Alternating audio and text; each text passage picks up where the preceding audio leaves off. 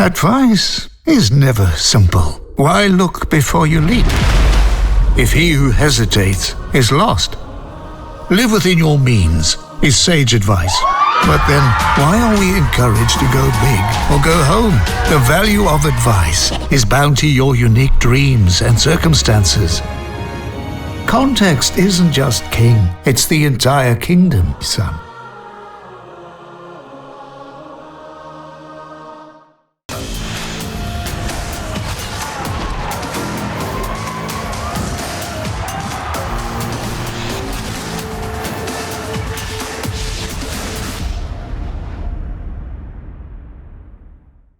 Welcome back to the Elevate Water Polo Show on 216, proudly brought to you by SuperSport Schools, the home of tomorrow's champions, and proudly brought to you by Momentum and Odin. Great to be back with my friend and colleague Luwazi Madi. This is episode 23. Can you believe it? It's been a blast. This week, probably Luwaz and I were chatting off screen. This is probably the quietest week we've had since September. Luwaz, welcome back to the show. How are you doing? Thanks for having me again. Feeling good. Sure, it feels weird now. Everything just feels so quiet. You can really feel that it's winter sports taking over. And obviously a hectic season. Term 1 has been incredible. Right back from the preseason and the Polo and the Bishops tournament to get us going, right through all the amazing tournaments that we've covered all the way through. Any reflections as you've had a chance to kind of exhale a little bit? I think if you were to ask any polo coach, this I don't know what it was, but this specific season felt like the longest but shortest season ever. You blink your eyes and, it feels like the season ended like yesterday, which it basically did. But then when you think about the entirety of the season, it felt like it took a lifetime. But it was a great water polo year. I think I saw some really exciting water polo. I saw some great schools coming about, bringing in their talents, seeing some amazing polo players come out. So, it's been a great season. I had a lot of fun watching some of the newer players come in, some of the younger teams really putting their hats in the ring for the future. So, it was a great season overall. Amazing. And I think it's really important for us to acknowledge all the work that's gone into this, from the sports admin officers behind the scenes, putting the schedules together. The coaches, make a huge commitment this time of year. It's almost like your family and friends will see you in March. Between they say goodbye in January and they see you in March, probably a shadow of your former self. So a huge amount of effort, and for the players themselves, juggling a real hectic sports program, lots of water polo, lots of touring water polo, and then having to keep their studies and their other responsibilities under control. I think hats off to all of you who make this sport happen. I hope the break is enjoyable now, a little bit more quiet. I know you're going to be very busy on other elements of the game, but well done to the coaches, players, and administrators who've made this scintillating Term 1 season. We're going to spend the rest of this episode talking about the people that we want to acknowledge. So we loosely call it the Elevate Awards show, but I think it's more appropriate to be acknowledging great efforts from coaches, from schools, and from players themselves, rather than wanting to highlight any individual themselves. I think it's been a great effort and people deserve recognition. But before we do that, we've got a very exciting announcement. We've just heard this morning that the Elevate Under-23 teams have both gone through to knockout rounds in the Nordic League, which is really exciting. We spoke to many of those players last week. We've just heard this morning that the women have been invited to the finals. So the Nordic League finals, which is an amazing achievement. They've got a wildcard entry, so it's going to be really competitive. It's going to be a great tournament, but really proud of the ladies for playing so well and for the organisers acknowledging them and giving them a wildcard berth in the finals. The men have also snuck in through the back door. It really, Luwazi and I were joking before, it really is a backdoor classic. We were unfortunately in third place in the latest round of classifications, but because we lost on a penalty shootout, we gain an extra point and we go through in the back door as the next best third placed team. So we're going to be going with the men's team to the trophy finals, which is the positions 9 to 16 of the Nordic League, and that's going to be really exciting. So well done to all those players and coaches. Great to be having that in the calendar coming up. We're going to take a short break, but we'll be back with some of the awards. So welcome back. In this segment, we're going to explore some of the players who need some recognition. We played around with the idea of having the Elevate Awards, but Luwazi and the team have decided, I think we've decided together, that it's probably more fitting to recognize progress, development, and people putting in the effort rather than singling out someone for all the glory. So we're just going to go through each of the age groups, and we're going to work through and just kind of some of the names that some of the coaches that coach those age groups have said this is an outstanding player. We're going to just tip our hats to all of them. So Lawaz, do you want to take us through? Let's go under 14 age group first. Let's go under 14 boys. Yeah, so this was quite dominated by the Cape schools, I think. Rondebosch were exceptional. Sax was also just on their case the whole time, nipping at the heels. So yeah, Harry Corlett from Rondebosch had a fantastic season. He's such a smart player. I think, Jared Wingate-Pierce and Etienne Leroux are going to be really licking their lips at potentially giving him an opportunity in the first team maybe next year already. He's got so much potential. Obviously, he's got an older brother as well who's like making a name for himself in the first team setup as well. So yeah, he was definitely one of the players for the season for sure. And then we have Matthew Skills from Sax, also a fantastic little player, was really the nucleus of that Sax team and the reason why they've been doing so well this entire season. So those were the two in the under 14 age group. Amazing, and both those guys have got older brothers, as you say, who we know well. So it's great to see that kind of mentorship role. And maybe, you mentioned that the Cape schools, are dominating in this boys age group. I think that's testament to the feeder programs that are in place. But also then we've got some older brothers and older siblings who are kind of leading the way as well. On the girls' side, it was Megan Else from Redham House, Bedford View, who caught our eye. She was highly recommended by the coaches in that age group, so well done to Megan, as well as Sarah Mocker from Redham House Constantia. A number of coaches put her forward as someone who deserves recognition. And then from Buffalo City, Morgan Graham was a Clarendon player who won some awards in some of those tournaments. So also tipping our hat to Morgan for a great season ahead. Then, Lawaz, let's move on to the under 15 boys. So this age group, obviously now at that stage of development, you're now starting to see a little bit more maturity, people hitting their straps in under 15. Would you agree? Absolutely, Danks. I think this under 15 age group is also becoming like one of those age groups where we're only going to see all of these top teams compete against each other for the first time at the Ian Millier competition later on this year. So for the two tournaments that were held for under 15s, we didn't have the top two teams from both competitions competing in the same tournament. So really excited to see what happens when those matchups come into play in September. But for the boys' side, we have Kai Blanche, and we also have Blake Gaines from Kersney. They're fantastic players. Had the pleasure of watching them last year when they won the under 14 Rondebosch tournament, and they're absolutely vital for the Kersney team. And then we have Oliver Miller from Bishops. He's also a great player. We rate him really highly as one of our strongest under 15s. Definitely has a bright future in the game as well. And then now we're going to move to Johannesburg, where we have Sven Stander. He also has an older sister who plays for the first team, and she's a fantastic player. So no wonder the Polo runs in the family, and he's one of the strongest players in under 15. I think he's actually been selected for the Elevate under 16 team as well that's going to Spain. And I think he was a non-traveling reserve as well for the Australia under 16 team that's going in April. So clearly a very talented player and one to watch for the future. And then in Wynberg, we've actually got Ismail Meyers. He had a fantastic season, such a vital player for that Wynberg team. He's so strong on the ball, very physical, can play on the 2-meter line, can play at the top. So yeah, a very dangerous player and a very big asset for that Wynberg under 15 team, and why they're so strong in this age group. They won the Mazinta competition. They came second at grade tournaments. So I think they'll be looking to roll a few eyes when they go to Ian Millier when they host that. And then we finish off the list with Connor Jacobs from Sax. Excellent young goalkeeper. He played under 14A for Western Province last year and was absolutely pivotal for them winning that under 14 age group against a very strong and determined Gauteng team. So carried on that good form this year, and he had a great season for Sax. Amazing, and so good to see, as you mentioned, all positions being acknowledged. So Loazi's obviously got a soft spot for goalies, but absolutely great work there for everyone.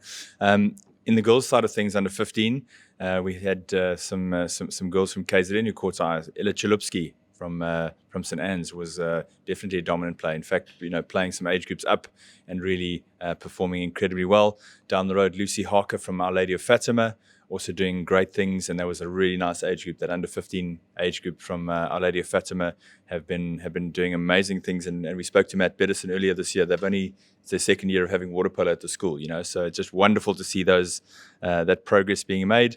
Kirsty Collett, we had Herschel last week, so Kirsty Collett from Herschel, congrats. The coaches rate you and speak highly of you, so well done on being acknowledged for your efforts this year. And also from this part of the world, Sienna Stiles from Redham House Constantia. Well done. Great to see Redham House Constantia delivering at all age groups, and well done to Sienna.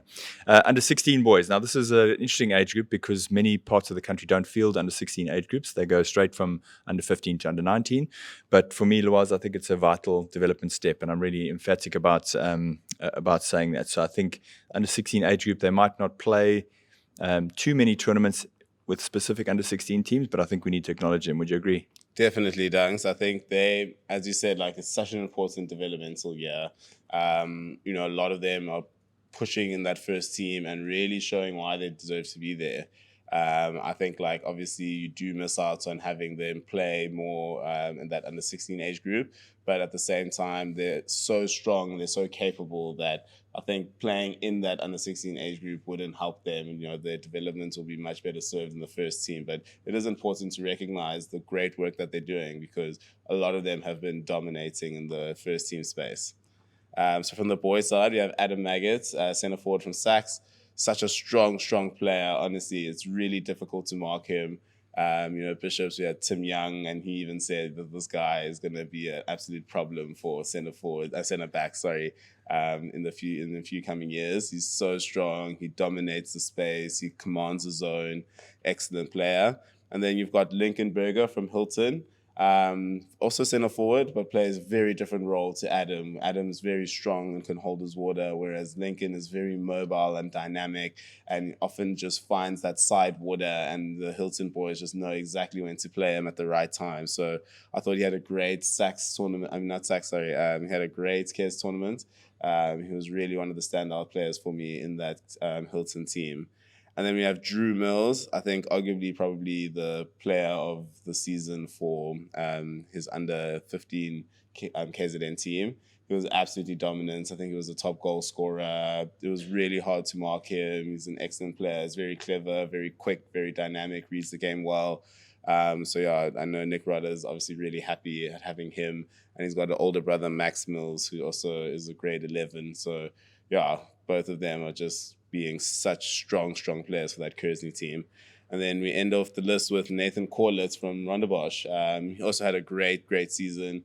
Last year was his first season playing first team for Rondebosch and showing why he's a starter for that Rondebosch team, which is really, really young. So I'm really excited to see what he's going to do in the second half of the season and next year when he fills in that senior role. And at this point, probably, the coaches and mentors that those guys have got available to them. You talk about Adam Maggot, having Devon Card as your coach. I mean, that's got to be a dream come true as a centre forward. And Nick Rodder out there at Kersney, and Paul Martin, obviously very experienced coach at Hilton, and then having Etienne Leroux and Jared Wingate-Pierce looking after Nathan at Rondebosch. So brilliant stuff, and no surprise that those coaches are developing great talent. On the girls' side, under 16.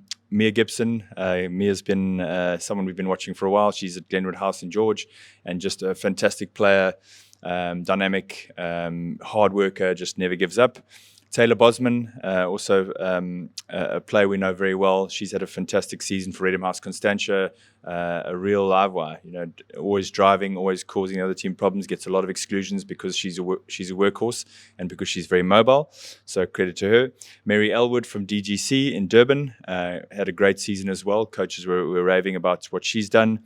And then from the Eastern Cape, Kate van Billion and Jodie Carr from Clarendon, also doing brilliant stuff there in the under 16 girls age group. And again, they've got great role models and coaches on that side as well. Kate and Jodie having Hannah Miller as their kind of coach. So important to have great models, etc. So well done to the under 16 age group. Let's go on to the under 19, Loaz. Yeah, thanks. I think for this one, it's been so clear cut. Basically since St Andrews tournament, the award goes to Matt Fenn. Not enough words can be spoken about Matt. He's had an absolutely brilliant season, and one of the things that I think you worry about when a youngster joins into a team like at grade 9, that maybe by the time they get to the matric year, they'll fizzle. But he's just been playing out of his boots and just growing, and that growth is so evident. He honestly, everyone knows him. He works really hard. When you see him play, you think that he's more of that attacking-minded player, but he's so strong defensively. It's actually one of his biggest strengths, is being so strong defensively. We trust him with everything. He's a great distributor. He's a great team player. So he's probably one of the most well-rounded players I think I've seen come out of schoolboys in a long, long time. Amazing. Yeah, big shout out to Matt. A great season, and I think I love the way you've kind of framed that as defense being rock solid. I think there's a lot of players who are great on attack, but not so strong in defensive kind of abilities and that kind of thing. So great to have those all-round talents coming through. And obviously he's been very well supported by a great team, a backbone down the middle with Tim Young and Mike Mafunda and James Milan. Really supportive around him. But I think special word to Matt. It's been exceptional to watch him develop over the last 2 or 3 years. And as you say, it's so great to see the enthusiasm still there. I think if you get these young talents, sometimes after 3 or 4 years of grinding really hard, it's you sometimes see the interest and the engagement start to drop a little bit. But Matt's always keen, always working hard, and keen for more. So big congrats. On the ladies' side, it was a lot harder to single out one player. So we've decided to kind of spread it out and just acknowledge a few of the great players. So we're going to cover the teams a bit later, but there's no surprise that there's a direct correlation. So from St. Stithians, Kato Masetla had an amazing Old Pets tournament, was absolutely flaring. She was brilliant in IPT as well last year, and she deserves a strong mention. Daniela Sassenberg also doing some great things. Had a brilliant season this year, did really well in the tournaments and got some individual awards as well. So I think those two have been part of the St. Stithians recipe for success. And then the other school which has really kind of provided some brilliant talent, and I think they've been able to play as a team as well, is St. Anne's. We've got Hannah Savage, Farron Elliott, and Ines Letchert, who've just kind of really provided a strong core for that team to do so well. They obviously won down at Kingswood at Brian Baker, and they were really close in some of the other big tournaments. So well done to those players. We acknowledge you, we applaud you, and we really want you to keep going. There's many opportunities for women in water polo after school, and we're trying to create more and more of those. So keep going, girls. You've done well, but the best is still ahead. Absolutely. We'll see you in the next segment.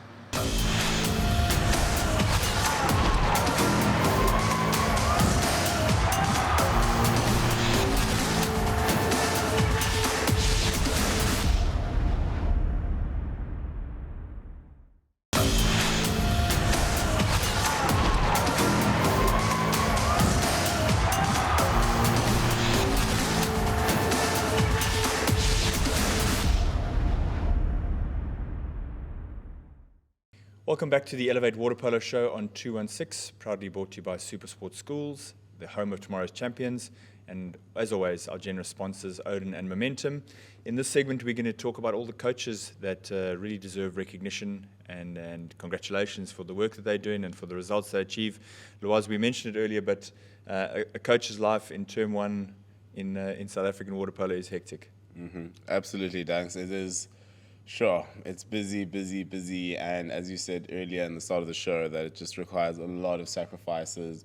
We wouldn't have the level of sport that we have in the country here if it wasn't for all these dedicated coaches willing to give up their time and their efforts to really just instill some knowledge into these young boys and girls. So yeah, very, very grateful, and it's a really cool segment that we are acknowledging these types of coaches.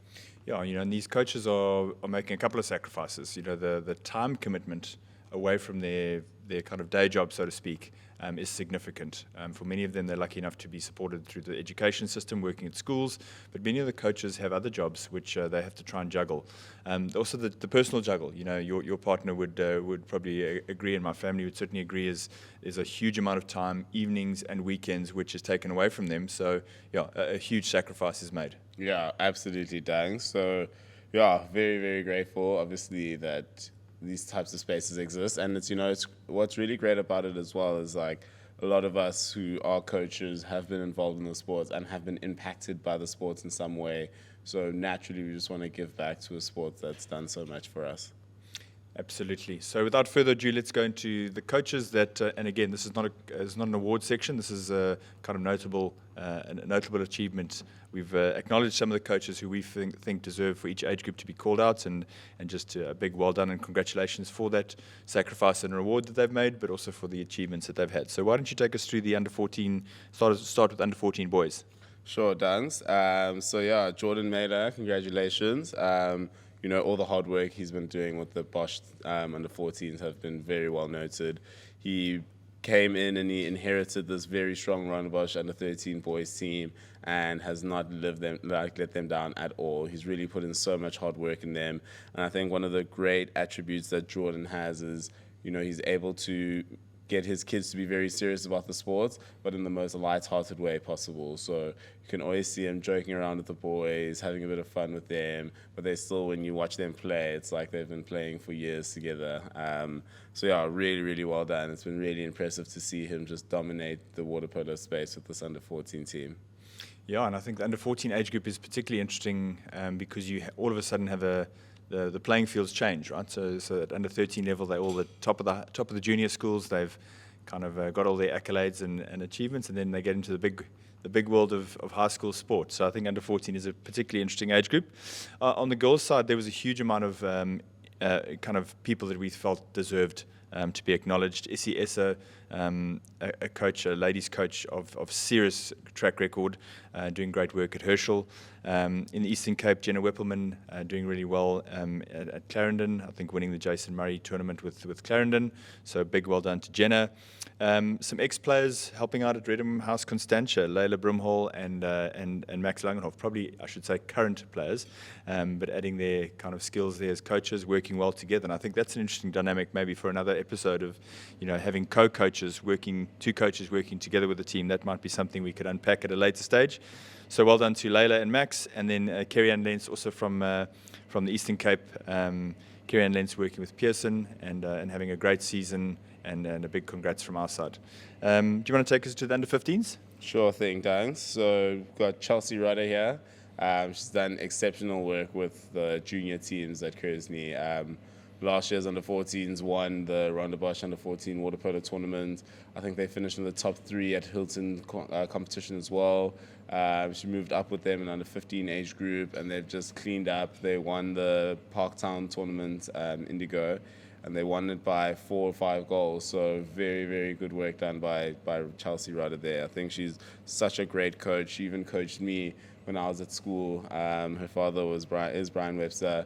So she would always come back from France where she was playing professionally, and she would teach us a lot of the soft skills, a lot of the techniques, a lot of the movements. So I can already tell that those kids are in good hands over there. And then we've got our very own Sam Hansen here. We rate him really highly at the Bishops program. He's done such a great job with every under 15 team that he's been able to inherit. And what we really love about Sam is he really brings that ethos of what it means to be an old boy. He's so passionate. He loves the sport. He loves the school, and he really he relates so well with the boys who are at the school because he obviously knows what it's like to have been here. So yeah, he really does deserve his flowers. So well done to Sam. And then we have Iman as well from NMB. She's done such a great job as well at Woodridge. She's really putting up her hand as one of the top coaches coming through. She coached the under 15 NMB team, and they came 4th at IPTs last year. So she's really done such a great job in that province over there. Amazing, and a big shout out to 2 women, Chelsea and Iman, for doing so well in the boys' side of water polo. It just shows that let's not have unhelpful stereotypes. These women are doing incredible things in boys' water polo, and it's just amazing to see. On the ladies' side, we've got also a gender reversal. We've got Matt Bedison, who's doing exceptional work at Our Lady of Fatima. So he's our under 15 girls coach, who's going to be acknowledged for his great work. I still can't believe that Our Lady of Fatima has only been playing water polo for 2 years, maybe 2.5 years now. So great work to Matt, and big congratulations. Great to see Our Lady of Fatima, winning tournaments, doing well, and specifically that under 15 age group is one to watch. Absolutely, Dunks. They're so strong. It's been really impressive watching them just dominate the water polo space.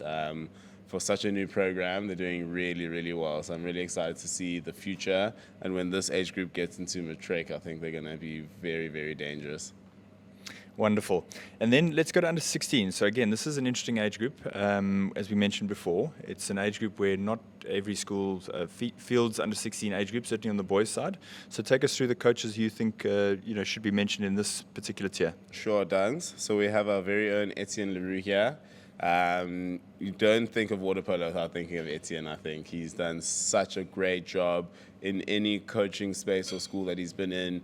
He provides so much wealth of experience as well as just calmness in the game. He's so passionate, and you can see it when he coaches, and you can see it in the boys as well. And outside of the water, he's just the nicest guy ever. So, yeah, he's done such a great job mentoring some of these younger Ronde Bosch players, and obviously did such a great job with that under-16 team last year, fortunately losing out on penalties in the final against a very strong KZN team. But he's such a great coach, such a great teacher of the fundamentals and the basics, and we definitely need more of them in the country. And then we have Jared Applegren. He is actually someone who I think has been such a good coach for a long time, but he just has never had the opportunity of working in like first teams for a long time. But I think he's done such a good job in the juniors, and that's why he's selected as the SA Under-16 coach for the boys going to Australia next month. He did such a great job with that under-15 KZN team, and their performances was just spectacular. So congratulations to those guys. Wonderful. And then on the ladies' side, a name who's no stranger to the water polo viewers, Ruby Versveld, for the work that you've been doing at Herschel. I think what a role model. Ruby, the nicest person, so kind, so generous with her time, and really a nice, calm coach who really kind of is a role model for these players. So congratulations to Ruby. You are the under-16 girls coach who deserves the recognition today. Under-19, Loaz. Yeah. Take it away.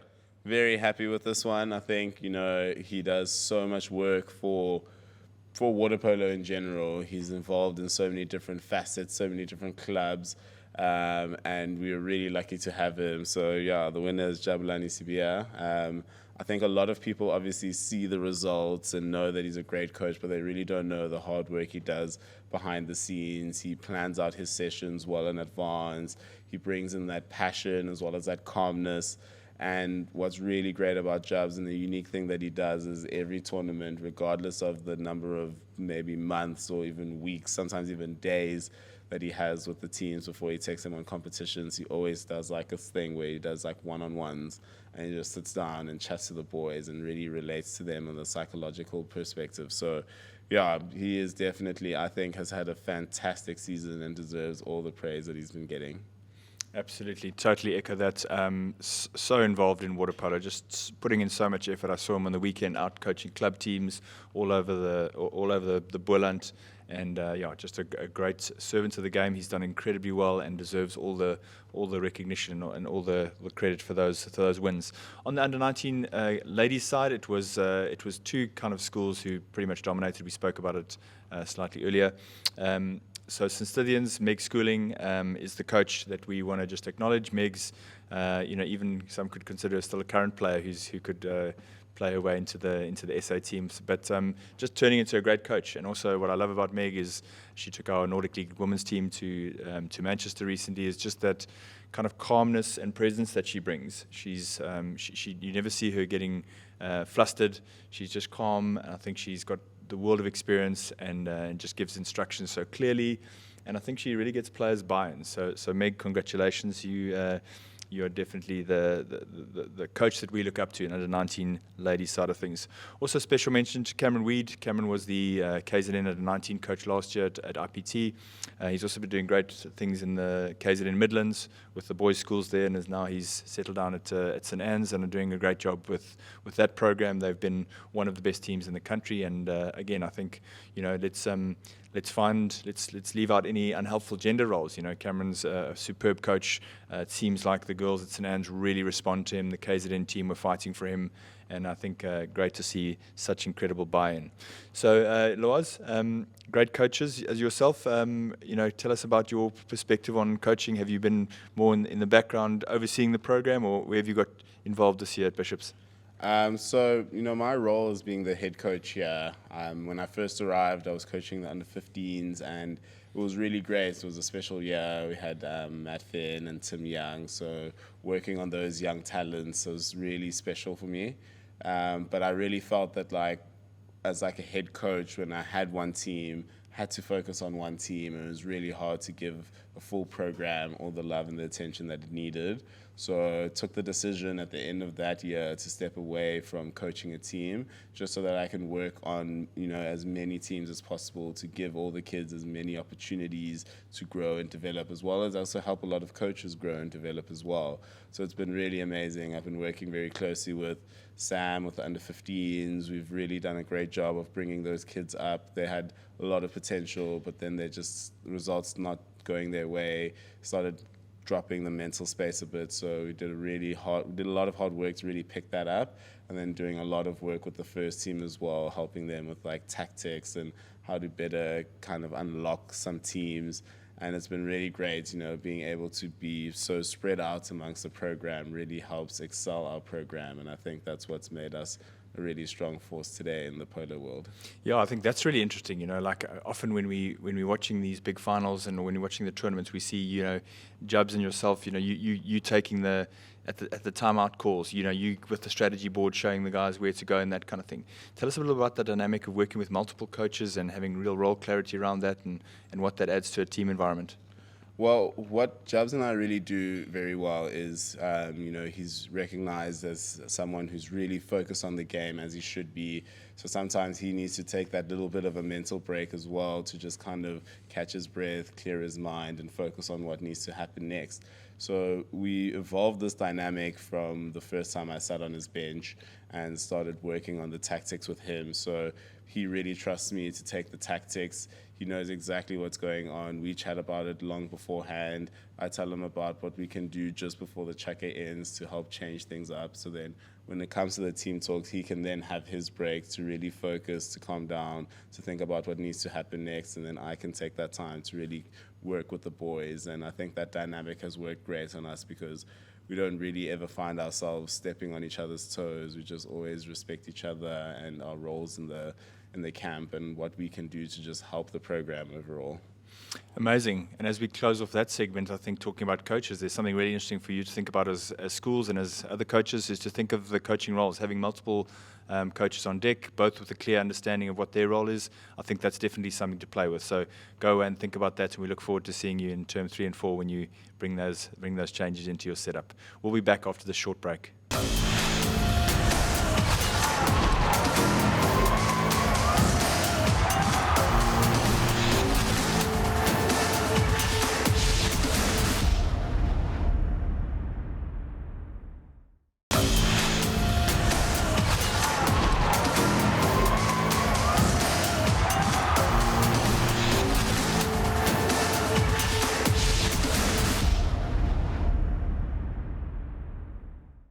So welcome back to Elevate Water Polo on 216. In this segment, we're going to be talking about some of the schools and teams that are worthy of mention. It would be simply too controversial to highlight one school as unless it was very, very clear as the out-and-out school to be called out. But I think this is a discussion around which teams and schools have done well in which age groups there was. So under 14, we decided, before we got under 14, we decided under 13 was we should just let the kids play at that point in time. We should encouraging them to go to festivals and rather not be kind of putting them in a hierarchy at that stage. So on the show, we're going to do under 14. Do you want to take us through under 14, boys? Absolutely, Dunks. So leading the charge, we've got 2 Durban schools, Kearsley and Clifton.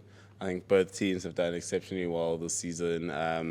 Kearsley obviously are one to really watch for the future. I think the program that they're running currently is really strong, and they're really attracting some top talents and even creating their own in the same space. So it's really great to see the Durban schools picking it up at the younger age groups. And then Rondebosch, of course, I think has been the dominant force in that age group for a long time now.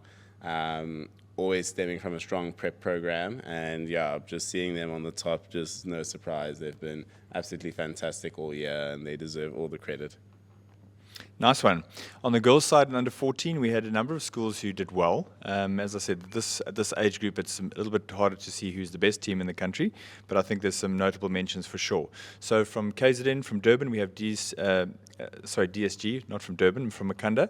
DSG, definitely one of the schools that have put in a good program there for their great 8-year. St. Stithians also doing nicely, obviously a great senior program, but nice to see the junior program doing well as well. In Cape Town, Herschel and Redham House Constantia having a real battle with each other for the top spot in the Western Cape. And their feeder system is alive and well. So well done to all those under 14 teams. You want to take us through under 15? Absolutely, Dunks. This has probably been the hardest one to choose one team, just because, as we spoke about earlier in the show, there is only one competition where all of the top teams are playing against each other, and I think that's when we'll only find out who the champion is. But here we have a plethora of teams that deserve mentioning. So we've got Kearsney College, which we spoke about earlier as well. Chelsea Rodder doing such a great job over there. Great program that they're running. St. John's as well, being such a strong Joburg team. I think, having Vlado there has really raised the level of the juniors, which I think they really needed at that point. I think when you start to see a small decline in your program, you've got to look at your juniors and really see if there's that development that's happening at a good rate. And I think having Vlado there, they'll really work on the fundamentals and they'll be very strong again. Michael House as well, they've been building this team since last year, obviously. They brought in some really exciting talent, so I'm really excited to see where this Michael House team can really push their limits. We have Hilton as well. Very, very strong team, very similar to Michael House, very, very strong individuals. They drew some very top talents from across the country, so they're ones to watch for sure. Bishops coming out as a bit of a dark horse. They started the year off last year extremely well, coming second at Pitcairn, winning the final of Mazinta, but then having a very rocky Rondebosch tournament and Hilton tournament, coming 8th and 9th respectively, to then winning the grade tournament and then losing on penalties at Mazinta really shows a turnaround, and I think they're going to surprise a lot of teams at Ian Millier. And then we have Weinberg as well, who have been doing so well. They recruited Jordan Harrod to be the under-15 coach there, and he's done an exceptional job with that team, which has a lot of potential to be one of Weinberg's strongest under-15 teams they've had. So, yeah, really hard to pick top teams from this age group. Yeah, amazing. And, maybe we don't have to pick. Maybe we can just acknowledge all the great work being done. And as you said, some awesome coaches in there. Vlado Trinek coaching an under-15. What a dream to have someone with such amazing knowledge as your coach at under-15 level. On the ladies' side, we had a bit of a tussle in the Eastern Cape. We've got Hudson Park and Clarendon, who are both fielding very strong under-15 age groups. Our Lady of Fatima have got an under-15 age group, which we've spoken about before, who have continued to impress. And then Redham House Constantia really building a nice age group there for themselves. So really, really strong in the under-15 section. Talk to us about the under-16 section. Which schools have impressed you? Kearsney, absolutely. They've been really, really impressive. They had, I think, the vast majority of that under-15 age group that won IPTs last year have come from Kearsney. You've got Drew Mills, you've got Christian Sundry, just to name a few players there from them, and they're both going to Australia at the end of April to participate in the competition and represent South Africa. So, very strong program going on over there. Rondebosch, there's so much you can say about this Rondebosch team. They've got so many strong players. They've got Liam Ripsold, they've got Ross Breers-Dang, Nathan Corlett, Blake Galpin, and all of them are involved in the national setup as well. So it's really great to see, and I'm really excited to see how they're going to play at the international stage. And then we have St. John's as well, who of course came second at the Ian Millier competition last year. So it's a very, very strong St. John's team. They've got some very, very outstanding players, in Timothy Bordeaux as one of them. So very excited to see these young talents emerge in the first team. Yeah, absolutely. And I know that's a group that's specifically that grade 10 group that Vlado is specifically kind of nurturing 5 or 6 individuals and introducing them into the under-19 team only, when they're ready. So I think that's important to make sure we're nurturing those grade 10 under-16 athletes. On the ladies' side, Rodine, Durban Girls College, Redham House, Constantia have all had really good years. Again, on the girls' side of things, some schools feature an under-16 age group and others compress the 15s and 16s together, but great to see, and I think really important for all of us in the programs is to make sure that we are nurturing that grade 10 year and then giving them opportunity to compete at the right level, make sure that their development continues. So that's under 16. Should we go to under 19? Absolutely, Dangs. I think starting off with this one, I think he's not getting enough recognition, but I think Devon Card and the Sachs team have really done such an exceptional job this year. A team with not a lot of well-known players, but they really make it work with what they have, and they have some excellent prodigies coming through. We spoke about Adam Maggot earlier. They've got Luca Charalambos as well, who's a great youngster. Milling Williams as well, Thomas Milling Williams, there's Zazie. They've got all these young players who are really stepping up into those roles and obviously assisting them with like strong matrix in Ben Bagara and Aiden Tyrrell. But when you watch these guys play, they're so methodical, they're very processed. Devon deserves a lot of work for what he's been able to achieve with that young Sachs team. And then, of course, Bishops have done exceptionally well this entire calendar year. We were looking back, and I think Bishops they've won every final that they've been in by 4 more goals since Stayers. So it just shows like the level that they're at currently, and obviously I know they're going to be wanting to push at the end of the year to win that Sachs tournament, and I think that'll be the first time ever Bishops would have won everything in a calendar year. So I think it would obviously put them in a position to be looked at as one of the strongest teams we've ever produced in Polo School's history. So yeah, very exciting times ahead for Bishops and very exciting times for SA Polo. Absolutely, and in the next segment we're going to feature one of the key components that Bishops have introduced to make that high performance, that really round off that high performance approach. Also mention probably to Affies, this is great to see. You've seen, I think it's this generation of Affies players who have really come through, and now they delivered great results. They were ranked second highest team in the country, and I think it's let's give them that acknowledgement as well for the work that's been coming for years. Everyone's been saying, for the last 7 years, have you seen the Affies under 14 team, the under 15 team, and now those guys are through.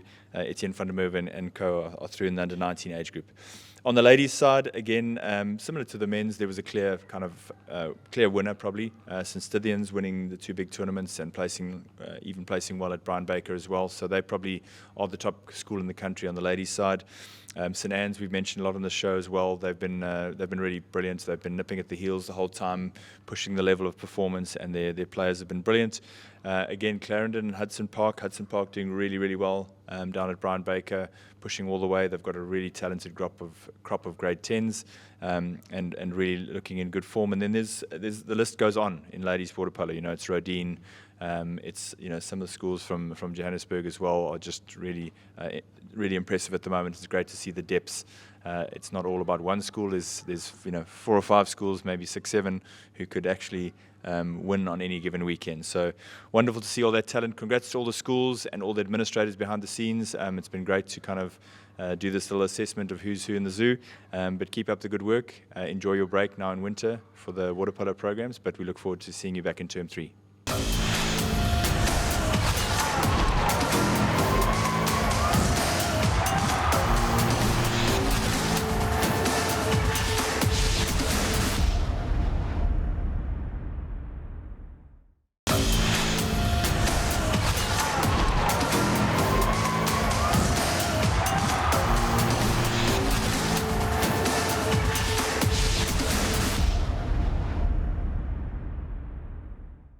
So welcome back. I'm very excited to have a good friend of mine who's come to add some incredible insights. So let me introduce Rowan Belchers. I'll let him introduce himself probably a little bit better and tell us more about the work that he does. But Rowan's been around, I think we met each other 20 years ago, working around the kind of mindset around performance psychology in sport, and Rowan doing it in corporate. So what I wanted to do for this segment, and I think it's going to be hugely valuable for all the coaches and everyone watching there, is just to understand the role of the approach to water polo. the mindset around water polo and specifically being intentional about building culture. So Rowan, a huge welcome to the show. Thank you. Really nice to be here. Nice to be with both of you.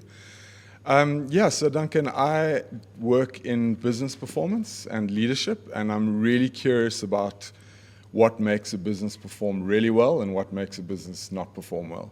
And so, working with the Bishop's Water Polo crew it's a side hustle for me. It's not even a side hustle, it's just a passion project. But a lot of the learnings that I have from my professional career are highly transferable to sports performance. And so as an OD, it's just nice to be involved and help a team out that was, I think we can all acknowledge, quite an exceptional team, and try and answer the question of, what is this team's optimal level of performance? How close was it to that? And what was missing? And over 3 or 4 weeks, I probably added the final piece to the puzzle. Many of the pieces had been already laid. The team was, talent stocked, as we know, but there was something missing. And I think that was the work that I did. And it seemed to work decently well. Amazing, and obviously, as we discovered earlier in the show, Bishop's the #1 team in the country, and I think we were speaking a little bit about the relaxed nature of sport. I think there's that fine line. I'd love to hear your view on that. Putting too much pressure on individuals versus really helping them with helpful kind of mental constructs and that kind of thing. Is that important? Yeah, so it's all about the central nervous system. If you want to help a team, the last thing you want to do is get that nervous system to be overextended. So you want learnings to happen in a way that are digestible and practically done in the pool. And so, it's something I pay a lot of attention to, is just to make sure the atmosphere is one that is enhancing rather than detracting. And this particular team, it was quite a low-key team in my experience. The culture around the team was quite a relaxed culture, and I think that worked for it in many ways. It's not something that you can bring wholesale changes to, because a team's collective personality is what it is. But it's definitely about optimizing that. And I think if I had to encapsulate the change that we made, or the addition that we made to this team, was we added some ruthlessness to it. The leading lights on this team are particularly reserved people. And, so it was about how do you work with their natural states but turn it up a notch. And so maybe we'll get into this a bit later, but really the work with this team focused on hunger. And what were their hunger levels, and were they conducive to high performance? And in the main they were, but there definitely was a little bit of a fire that needed to be lit under the team, so that when they were in the moments where they could break other teams, and I mean break in the kindest way, when they could really assert themselves and put the game away, that they did so. And that was really the process that we underwent, is how to manifest hunger when you needed it, in the right way, in accordance with a game model, in accordance with a culture. Slight tangent maybe, but I think for viewers, high performance in sport is a riddle. It's not one thing. You don't add one thing and it all comes together. You've got to get this dance happening between all the elements of a team: the coaching, the SNC, the game model, the culture, the player roles, and then finally, in my case, the mental element, which is something that people actually misinterpret a lot. People think, I often get called, as recently as last week, the kopdokter, which is literally the last thing I am. But the thing about sports performance is that you've got to get the dance right between all those things. So when I came in with the mental aspect, it needed not to disturb the existing dance. It just needed to elevate it. And that's, I guess, maybe the learning for sports coaches and players out there is, are you focusing on this riddle? Are you seeing it as this thing that you've got to refine and unearth over time? Or are you seeing it as this thing that you can go and get off the shelf? Because it's not that. The riddle matures over the course of a season.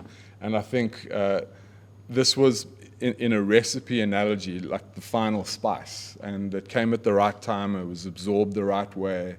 And I think that's why we got the results we got over the last 3 tournaments we played in. Amazing. I think you make such a key insight there. So I just want to echo it again. You know, the corp doctor, a doctor implies that something's wrong, right? Now there's nothing wrong. It's just that fine tweaking, that tuning, and that holistic, incorporate the work that you're doing in a holistic way with everything else they're doing. I think that's hugely valuable. I want to go to Lawaz. Now Lawaz, an Olympian, captained South Africa's team to the Olympic Games, which was a momentous occasion. You're also in trained strength and conditioning, a professional. So having had Rowan in part of that mix and part of that group, what are the insights that you had, and what did you notice about what it did for the environment?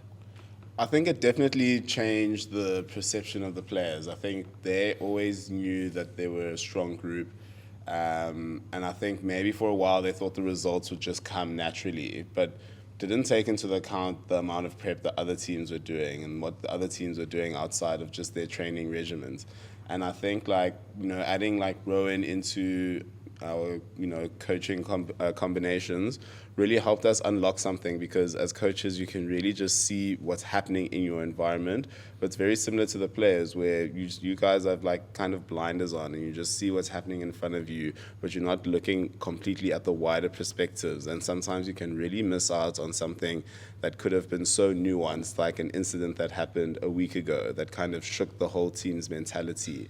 But then because it happened, but you still got over the line with the results, sometimes you don't really think that it's made an effect or it's had an effect, but then it knocks on and it keeps knocking on and it keeps creating this cascading effect of, it kind of just starts to reduce confidence. It's slowly and slowly and slowly. So we could see that when our teams will have a great week and they'll do really well, and then they just have a shake up against a Sachs or a Rondebosch. So we really needed to unearth what were the reasons. And thankfully when Rowan came into the program, and he did such a great job with our team last year and helped us win Cares for the first time, we thought this is something that is kind of beyond us, and we need someone with more expertise along this line to help us figure out what was really going on. And when he unearthed it to us, we made the boys more accountable of what was said in that session, and I think that really helped them find this extra gear that I think was there all along, but just we couldn't find a way to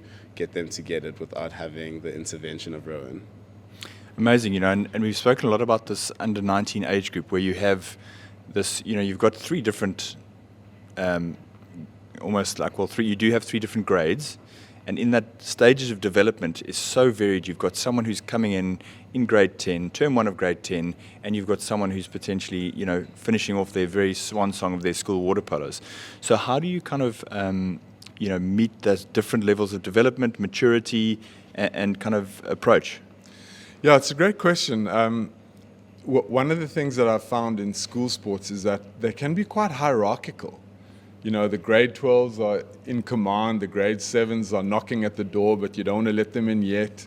So, that dynamic exists, and I think it needs to be acknowledged in sport, particularly the more traditional schools. They have that hardwired into their DNA. And so one of the pieces of work I did with last year's team was that this grade split was quite a big deal.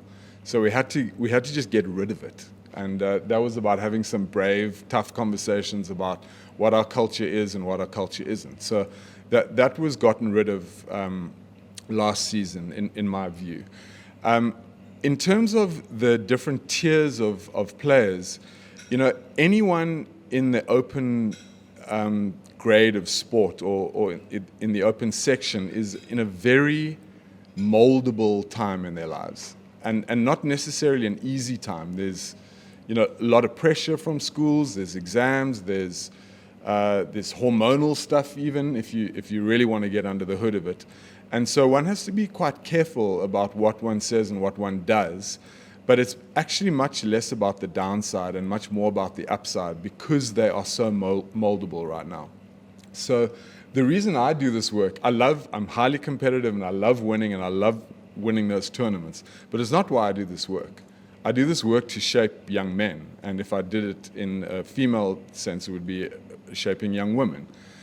This is a beautiful time for that, and sport is such an amazing teacher.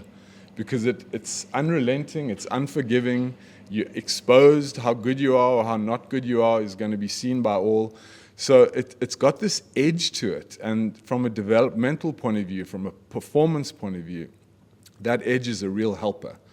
And so, this was a great environment. It was the end of the season. There were 3 tournaments that were coming up.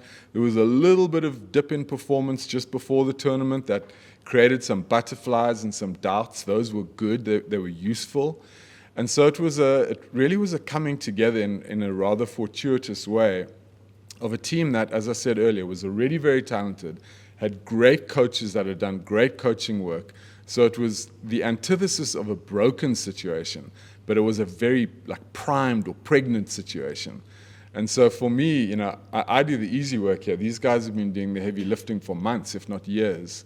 So it was a really lovely experience for me just to come in and do 1 or 2 things, not even that profound, but they ended up being the right things at the right time. And I had this wonderful experience in the 4th quarter versus Sachs in the night series, where things just clicked. I said the 4th quarter, I meant the 4th chukker. Things just clicked, and that's a beautiful thing to see in sport. And for coaches out there, and for players too, this is the holy grail. It's so exciting to apply the riddle, make the shifts, make the changes, make the adjustments, and then suddenly, bam, it all comes together. And I think that's probably what sport's all about at the end of the day. It's not an environment for the faint of heart. But if you've got the guts for it, and if you've got the gumption to get involved and really try and push a team to its optimal level, it's a worthwhile pursuit. But when it happens, it's a very joyful experience, frankly. Amazing. So there's so much good stuff in there. I'm literally in my head trying to remember some of them, but there were some key things that I think need to be replayed. So it takes time. Yeah. This is a long-range thing. Rowan's been working with this team for over 2 years. So for those schools and coaches wondering if some support in this area is for you or not, be prepared to take time. This is not a quick fix. I love the way that Rowan's highlighted the holistic aspect to it, where it's part of the evolving riddle or the part of the evolving picture here. I think that's really important.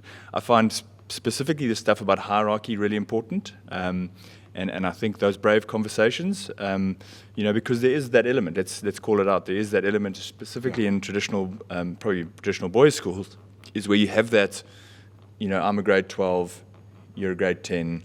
There's some status to me being 2 years older than you. I think that stuff potentially could be unhelpful. So I think the brave conversations seem particularly important. Rowan, last question, if specifically talking to that point, if there's coaches out there who are thinking about getting support in this area, is there some blanket few bullet point advice that you could give them to how to explore this? Yeah, look, Duncan, mental work is not easy, because you're working with the invisible. That makes it hard. In some ways, your job in the pool, you get clearer feedback. But the mental work is grey. And if a coach out there is going to get good at it, you're probably going to have to do the work to get good at it. It's not an easy off-the-shelf purchase. That said, South Africa has good mental practitioners. They don't even need to come from sport necessarily. I am a sportsman, but I would literally be the world's worst water polo player. So it's not about those transferable skills. It's about understanding human behavior, understanding a culture, understanding what revs up a player versus another player. So I would say there's no easy fix, but if the coach is deeply motivated to become strong in this territory, there's not a question of finding the how. The hows are out there. There are books out there. There are practitioners out there. So that's not the question. The question is the desire for it and the recognition that this is a legitimate and credible part of sports performance. And in fact, at a high performance level, including at a school's water polo level like these guys are playing at, that's high performance. And it absolutely requires this lens. It doesn't need to be the main story. It certainly wasn't the main story here. As I said, these guys did the heavy lifting before I arrived. But it was a lens that wasn't necessarily on the team, on performance. And it's funny how that lens, when brought in, it has very immediate effects because everything's ready for it. I'm encouraging coaches to make it part of their tool set, but I'm also cautioning coaches that this is not an easy purchase. This is something that you've got to build some skills in. Fortunately, that's easy to do, but it's the question of whether the desire is there. Amazing. And kind of as we conclude this segment, I think the most beautiful part of what Rowan shared with us today was this is developmental. This is not about winning. Winning is the beautiful product of everything working in all areas contributing, but this is developmental. So if you're thinking about it, let's do it to develop these young adults, give them the joy of being part of a high-functioning team or a team that operates well together, and that's the real benefit. It's not about the winning. So Rowan, thank you so much. That kind of concludes this episode. We are heading this week to Masters Water Polo, where, Rowan, I'm sure there's more than enough work to be done on the mental approach to water polo. So we're going to go down to Kagompo City and be at the Masters Water Polo tournament, which is going to be really exciting. We have, for the very first time, 4 women's teams participating in Masters Water Polo, which is really cool. And we're also going to highlight some of the key schools in the area. So thanks for joining us for the show. Thank you to Rowan and Luazi. This has been a blast.